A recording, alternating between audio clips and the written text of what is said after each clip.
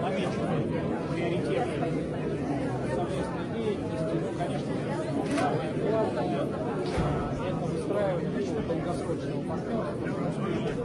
Мы сегодня в раз правительство Абхазии договориться о такой работе прям по дорожным картам. Опыт у нас очень хороший выстраивание такого партнерского взаимоотношения есть в рамках России и Беларуси. Вот мы лучший опыт, который у нас накоплен на выстраивание такого стратегического партнерства, в том числе опыт дорожных карт по основным направлениям, сейчас используем для развития партнерства и сотрудничества с Республикой Абхазия. Многие решения уже приняты. У нас было по поручению президента принято решение о развертывании авиасотрудничества. И с 1 мая полноценное обеспечение работы будет реализовано. Также с 1 мая стартует электричка Сириус, Меридинская долина, небольшие часа, 360 рублей стоимость. Очень комфортно и серьезная дополнительная возможность.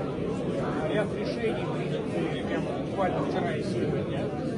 Вчера президент России подписал специальный указ, устанавливающий особые условия для граждан России, являющихся также гражданами Абхазии, по управлению действия прав. По российскому законодательству с 1 апреля, с вчерашнего числа, на территории России должны действовать только российские права.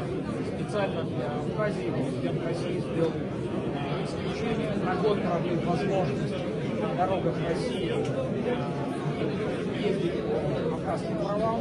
Ну а для того, чтобы за год все могли получить новые права, уникальное решение. Мы сегодня с утра в рабочем посмотрели место, которое выбрали Министерство внутренних дел Абхазии, с тем, чтобы не каждому водителю ехать для этого в Краснодарский край, а прямо здесь, в Украине, Республики Абхазии, будет работать сотрудники ГАИ Министерства внутренних дел России, прямо здесь в режиме одного окна и обмен прав, причем по упрощенной процедуре, без всяких дополнительных экзаменов, комиссии. Значит, просто дополнение к абхазским правам выдаются российские права. Кстати, будет возможность тут же те, у кого есть российский зарубежный паспорт, загранпаспорт, но нет российского внутреннего паспорта, там же могут в режиме одного окна получить и внутренний паспорт, как являются гражданами России. И тоже уникальное решение уже принято. Это сегодня уже указ президента России о том, что продлена возможность для пенсионеров, тоже по российскому законодательству, с 1 апреля